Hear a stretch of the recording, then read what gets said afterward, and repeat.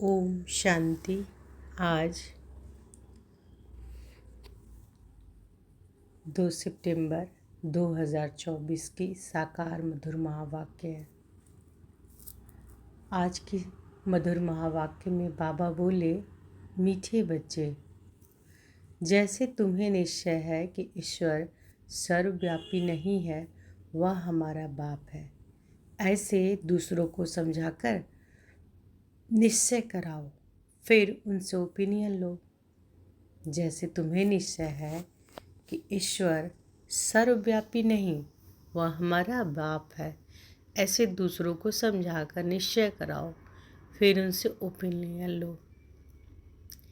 प्रश्न है, बाप अपने बच्चों से कौन सी बात पूछते हैं जो दूसरा कोई नहीं पूछ सकता? बाप अपने बच्चों से कौन सी बात पूछते हैं जो दूसरा कोई नहीं पूछ सकता है? उत्तर है, बाबा जब बच्चों से मिलते हैं तो पूछते हैं, बच्चे पहले तुम कब मिले हो? जो बच्चे समझे हुए वह झट कहते हैं कि हाँ बाबा, हम 5000 वर्ष पहले आपसे मिले थे। जो नहीं समझते हैं वह मूंझ जाते हैं। ऐसा प्रश्न पूछने का अक्ल दूसरे किसी को आएगा ही नहीं। बाप ही तुम्हारे सारे कल्प का राज समझाते हैं। ओम शांति। रूहानी बच्चों प्रति रूहानी बेहद का बाप समझाते हैं। यहाँ तुम बाप के सामने बैठे हो, घर से निकलते ही इस विचार से हो कि हम जाते हैं शिव बाबा के पास, जो ब्रह्मा के रथ में आकर हमको स्वर्ग का वर्षा दे रहे हैं। हम स्वर्ग में थे, फिर 84 का चक्र लगाकर अभी नर्क में आकर पड़े हैं, और कोई भी सत्संग में किसी की बुद्धि में यह बातें नहीं होंगी। तुम जानते हो कि हम शिव बाबा के पास जाते हैं, जो इस रथ में आकर पढ़ाते भी हैं। वो हम आत्माओं को साथ ले जाने आए हैं। बेहद के बाप से जरूर बेहद का वर्षा मिलना है। यह तो बाप ने समझाया है कि मैं सर्वव्यापी नहीं हूँ। सर्वव्यापक तो 5 विकार है। तो बाबा ने क्या समझाया है कि मैं सर्वव्यापी नहीं हूँ, सर्वव्यापक तो 5 विकार है। तुम्हारे में भी 5 विकार, इसलिए तुम महान दुखी हुए हो। अब ईश्वर सर्वव्यापी नहीं है, यह ओपिनियन जरूर लिखवाना है। तुम बच्चों को तो पक्का निश्चय है कि ईश्वर सर्वव्यापी नहीं है। बाप सुप्रीम बाप है, सुप्रीम टीचर, गुरु भी है, बेहद का सदगति दाता है, वही शांति देने वाला है। और कोई जगह ऐसे ख्याल नहीं करता है कि क्या मिलना है। सिर्फ कन्नरस, रामायण, गीता आदि जाकर सुनते हैं। बुद्धि में अर्थ कुछ नहीं। आगे हम परमात्मा सर्वव्यापी कहते थे। अब बाप समझाते हैं कि यह तो झूठ है, बड़ी गिलानी की बात है। तो यह ओपिनियन भी बहुत ज़रूरी है। आजकल जिनसे तुम ओपनिंग आदि कराते हो वह लिखते हैं, ब्रह्मा कुमारियाँ अच्छा काम करती है, बहुत अच्छी समझाने देती है, ईश्वर को प्राप्त करने का रास्ता बताती है। इससे लोगों के दिल पर सिर्फ अच्छा असर नहीं पड़ता है, बाकी ये ओपिनियन कोई भी नहीं लिख कर देते कि दुनिया भर में जो मनुष्य कहते हैं कि ईश्वर सर्वव्यापी है, यह बड़ी भूल है। ईश्वर तो बाप, टीचर, गुरु है। एक तो मुख्य बात है यह। दूसरा फिर ओपिनियन चाहिए कि इस समझाने से हम समझते हैं गीता का भगवान श्री कृष्ण नहीं है। भगवान कोई मनुष्य या देवता को नहीं कहा जाता। भगवान एक है, वह है बाप। भगवान कौन है? एक कौन है? वह है बाप। उस बाप से ही शांति और सुख का वर्षा मिलता है। ऐसी ओपिनियन लेना है। अभी जो तुम ओपिनियन लेते हो वह कोई काम की नहीं लिखते हैं। हाँ, इतना लिखते हैं कि यहाँ शिक्षा बहुत अच्छी देते हैं, बाकी मुख्य बात जिसमें ही तुम्हारी विजय होनी है वह लिखाओ कि यह ब्रह्मा कुमारी सत्य कहती हैं कि ईश्वर सर्वव्यापी नहीं है। वह तो बाप है, वही गीता का भगवान है। बाप आकर भक्ति मार्ग में छुड़ाए ज्ञान देते हैं।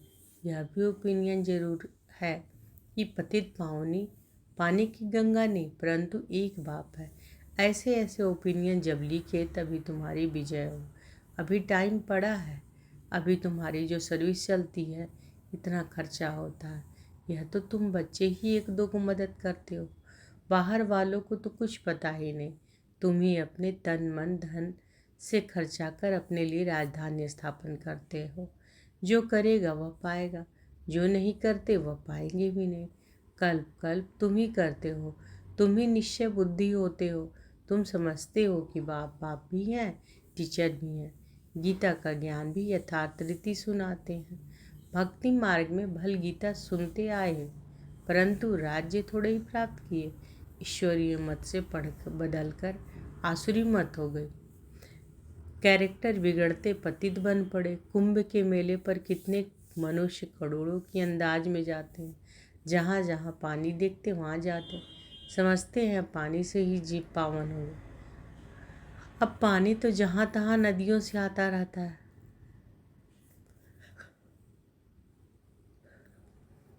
उनसे कोई पावन बन सकता है क्या? क्या पानी में स्नान करने से हम पतित से पावन बन देवता बन जाएंगे? अभी तुम समझते हो कोई भी पावन बन ना सके, यह है भूल। तो इन 3 बातों पर ओपिनियन लेना चाहिए। अभी सिर्फ कहते हैं कि संस्था अच्छी है, तो बहुतों के अंदर जो भ्रांतियाँ भरी हुई हैं कि ब्रह्मा कुमारियों में जादू है, भगाती है, वह ख्यालात दूर हो जाते हैं। क्योंकि आवाज़ तो बहुत फैला हुआ है ना। बिलायत तक की आवाज़ गया था कि इनको 16,108 रानियाँ थी, उनसे 400 मिल गई, क्योंकि उस समय सत्संग में 400 आते थे। बहुतों ने विरोध किया, पिकेटिंग आदि भी करते थे, परंतु बाप के आगे तो कोई कि चल न सके। सब कहते थे कि यह जादूगर फिर कहाँ से आया। फिर वंडर देखो, बाबा तो कराची में था, आपे ही सारा झुंड आपस में मिलकर भाग गया। कोई को पता नहीं पड़ा कि हमारे घर से कैसे भागे। यह भी ख्याल नहीं किया इतने सब कहाँ जाकर रहेंगे। फिर फट से बंगला ले लिया। तो जादू की बात हो गई ना। अभी भी कहते रहते हैं कि यह जादूगरनी है, ब्रह्मा कुमारियों के पास जाएंगे तो फिर लौटेंगे नहीं। यह स्त्री पुरुष को भाई बहन बनाती है, फिर कितने तो आते ही नहीं। अभी तुम्हारी प्रदर्शनी आदि देखकर वह जो बातें बुद्धि में बैठी हुई वह दूर होती है। बाकी बाबा जो ओपिनियन चाहते हैं वह कोई नहीं लिखते।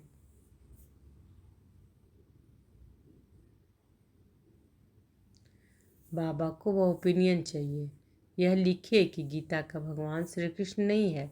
सारी दुनिया समझती है कि श्री कृष्ण भगवान हुआ, परंतु श्री कृष्ण तो पूरे 84 जन्म लेते हैं। शिव बाबा है पुनर्जन्म रहित। तो शिव बाबा क्या है?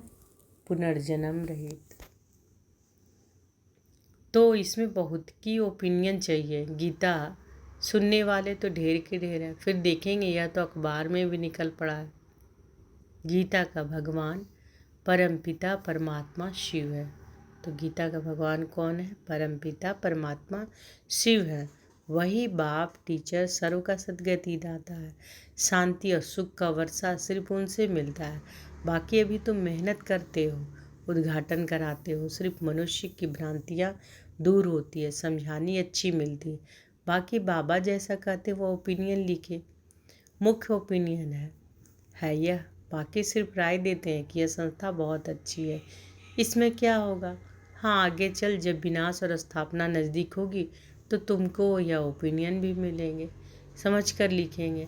अभी तुम्हारे पास आने तो लगे हैं ना, अभी तुमको ज्ञान मिला है। एक बाप के बच्चे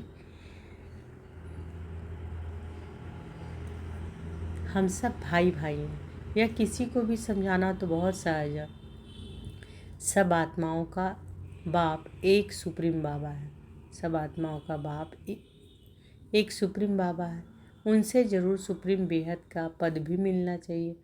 5,000 वर्ष पहले तुमको मिला था। वो लोग कलयुग की आयु लाखों वर्ष कह देते हैं, तुम 5,000 वर्ष कहते हो। कितना फ़र्क है। बाप समझाते हैं कि 5,000 वर्ष पहले विश्व में शांति थी। यह एम ऑब्जेक्ट सामने खड़ी है। इनके राज्य में विश्व में शांति थी। यह राजधानी हम फिर स्थापन कर रहे हैं। सारे विश्व में सुख शांति थी, कोई दुख का नाम नहीं था। अभी तो अपार दुख है। हम यह सुख शांति का राज्य स्थापन कर रहे हैं अपने ही तन मन धन से गुप्त रीति, अपने तन मन धन से गुप्त रीति। भाव भी गुप्त है, नॉलेज भी गुप्त है, तुम्हारा पुरुषार्थ तो भी गुप्त है। इसलिए बाबा गीत कविताएं आदि भी पसंद नहीं करते हैं। वह है भक्ति मार्ग। यहाँ तो चुप रहना है, शांति से चलते फिरते बाप को याद करना और सृष्टि चक्र बुद्धि में फिराना। अभी हमारा यह अंतिम जन्म है।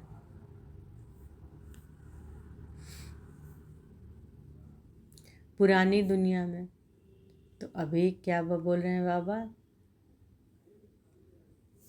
कि बाप भी गुप्त है, नॉलेज भी गुप्त है, तुम्हारा पुरुषार्थ भी गुप्त है। इसलिए बाबा गीत कविताएं आदि भी पसंद नहीं करते हैं। वह है भक्ति मार्ग। यहाँ तो चुप रहना है, शांति से चलते फिरते बाबा को याद करना, बाप को याद करना और सृष्टि चक्र बुद्धि में फिराना। अभी हमारा यह अंतिम जन्म है पुरानी दुनिया में, फिर हम नई दुनिया में पहला जन्म लेंगे।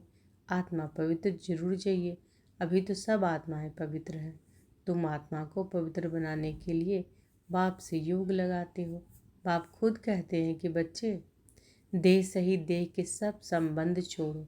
बाप नई दुनिया तैयार कर रहे हैं, उनको याद करो जो तुम्हारे पाप कट जाएं। अरे बाप जो तुमको विश्व के बादशाही देते हैं, ऐसे बाप को तुम भूल कैसे जाते हो। वह कहते हैं कि बच्चे, यह अंतिम जन्म सिर्फ पवित्र बनो। अब इस मृत्यु लोक का विनाश सामने खड़ा है। यह विनाश भी हूबहू 5000 वर्ष पहले ही ऐसे ही हुआ था।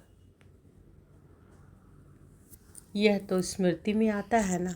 अपना राज्य था तो दूसरा कोई धर्म नहीं था। बाबा के पास कोई भी आता है तो उससे पूछता है, बाबा के पास कोई भी आता है तो उससे पूछता हूँ कि आगे कब मिले हो। कोई तो जो समझे वह झट कह देते हैं 5000 वर्ष पहले। कोई नए आते हैं तो मूंझ पड़ते हैं। बाबा समझ जाते हैं कि ब्राह्मणी ने समझाया नहीं। फिर कहता हूँ सोचो तो स्मृति आती है। यह बात और कोई भी पूछ न सके, पूछने का कल आएगा ही नहीं।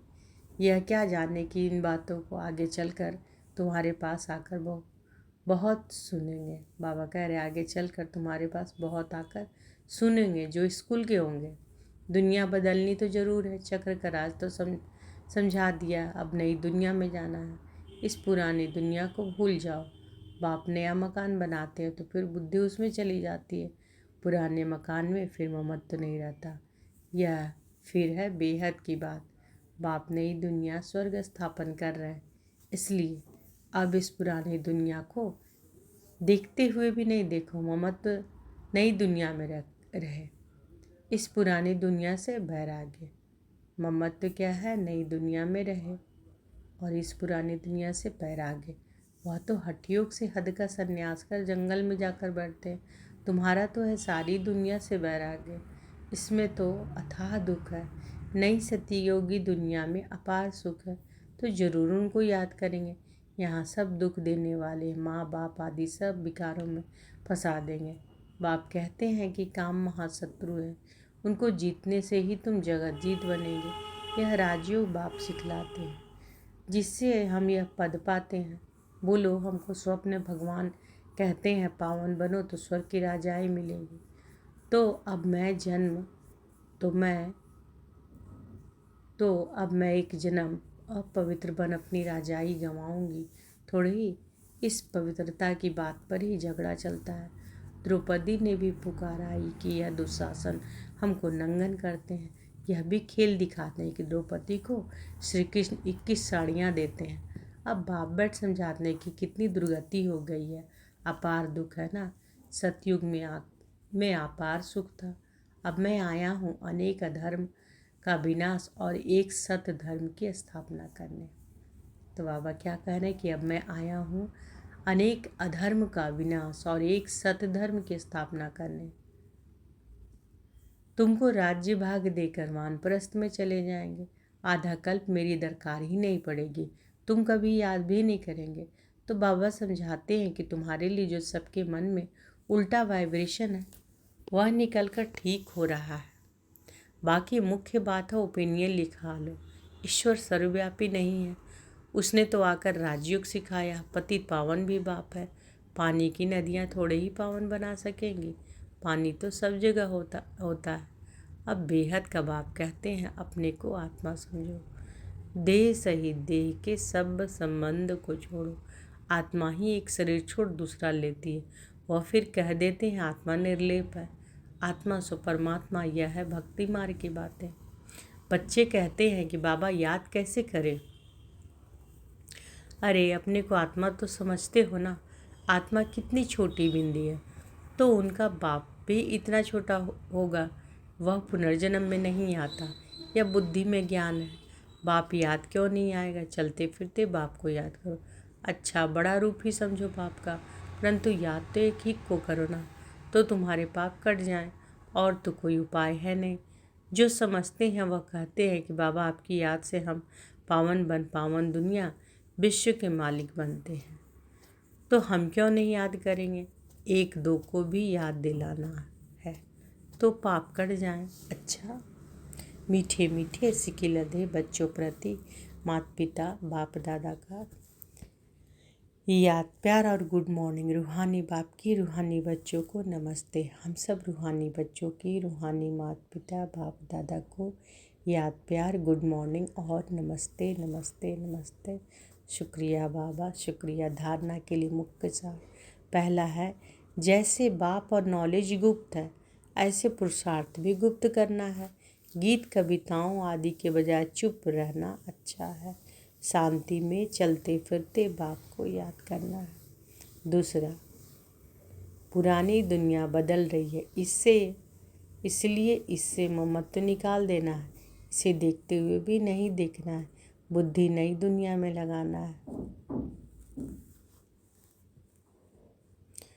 वरदान आज बाबा दिए हैं, तो अनुभव करें कि बाबा का वरद हस्त हमारे सिर पर है। बाबा ने वरदान दिया, ब्राह्मण जन्म की विशेषता को नेचुरल नेचर बनाने वाले सहज पुरुषार्थी भाव।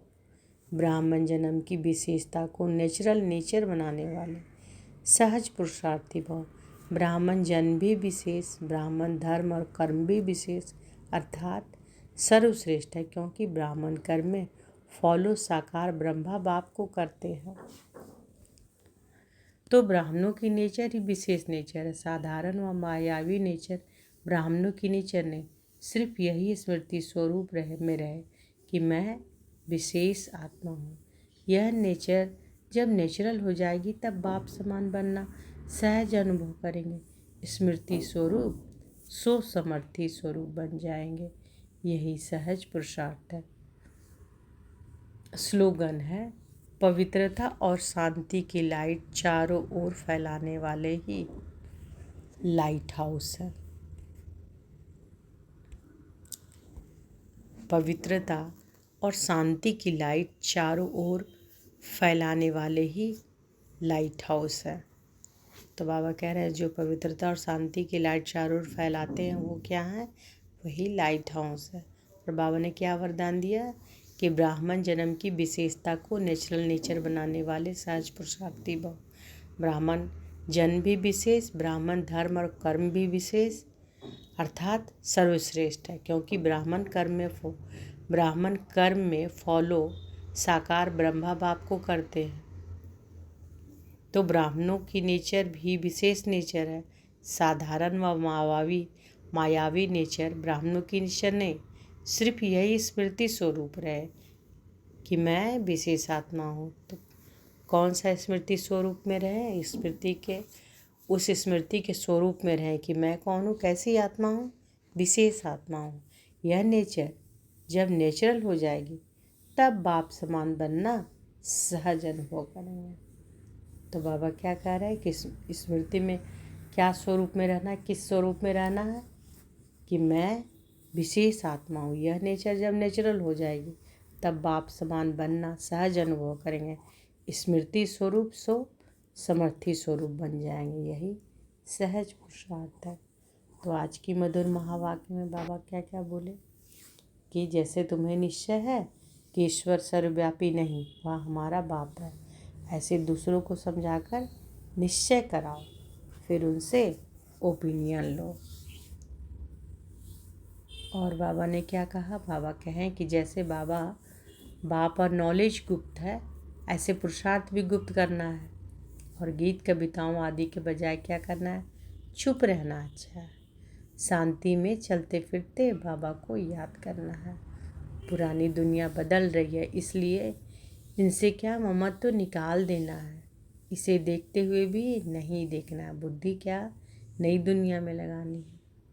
और लाइट हाउस कौन है? जो पवित्रता और शांति की लाइट चारों ओर फैलाने वाले ही लाइट हाउस है। तो लाइट हाउस कौन है? जो पवित्रता और शांति की लाइट चारों ओर फैलाने वाले ही लाइट हाउस है। अच्छा, शुक्रिया बाबा, शुक्रिया। ओम शांति।